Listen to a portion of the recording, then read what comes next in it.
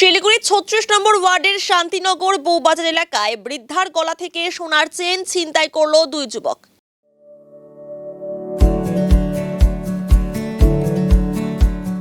Pamper, not just a hospital, but a mother. New life fertility centre আধুনিক চিকিৎসা ও বিশেষজ্ঞদের সহায়তায় আপনার স্বপ্ন পূরণ করতে প্রস্তুত। নতুন জীবনের স্বপ্ন সত্যি করতে আজই যোগাযোগ করুন। নতুন জীবনের সূচনা এখানেই। জানা গিয়েছে বৃহস্পতিবার ভোর প্রায় ৫টা নাগাদ সন্ধ্যা কুণ্ডু প্রতিদিনের মতো প্রাতঃভ্রমণে বেরিয়েছিলেন।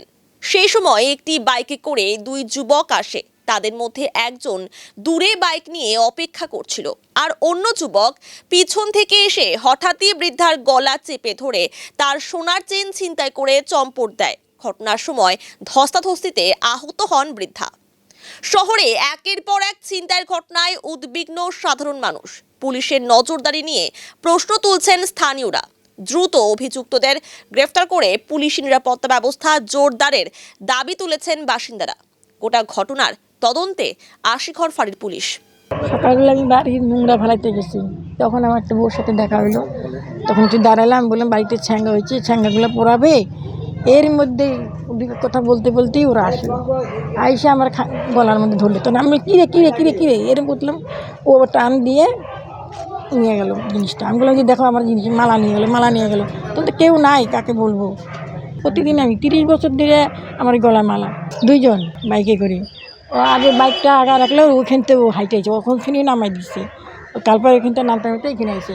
যখন নিল না তখন ওর মুখের চেহারা মানে আজগবি, আমার নিজেরই দেখে আমার ভয় লেগে গেলো। যখন যে কিছু করবো বা কিছু বলবো সে শক্তি আমি পাইলাম না ওর মুখটা দেখি। এখন কোনো নেশা ছিল না, মুখে গন্ধ পাইলাম না। তা আমরা কী করি, আমি তো এখন ট্রাকে চলে বললাম যা যা সব বিক্রি করে দিই। কী করবো, পড়তেই পারবো না, বেকার জিনিস নিয়ে কী করবো? না না, এগুলো কোনো আশা না, আরও বরঞ্চ বিপদও আসতে পারে, কোনো বলা যায়।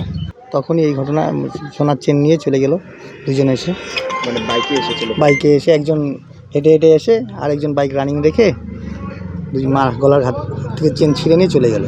একদম সকালবেলার ঘটনা, সকাল গেটের সামনে বাইরে ঘটনা। সবাই খুব আতঙ্কে আছে।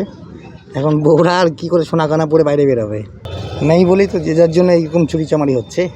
একদম টহলদারি নেই। না না, এরা খুব নেশাগ্রস্ত অবস্থা নেই, এরা ভালো টনটনা মানুষই এসেছে, একদম ঠিকঠাকভাবেই এসে প্ল্যান মাফিকই করে গেছে।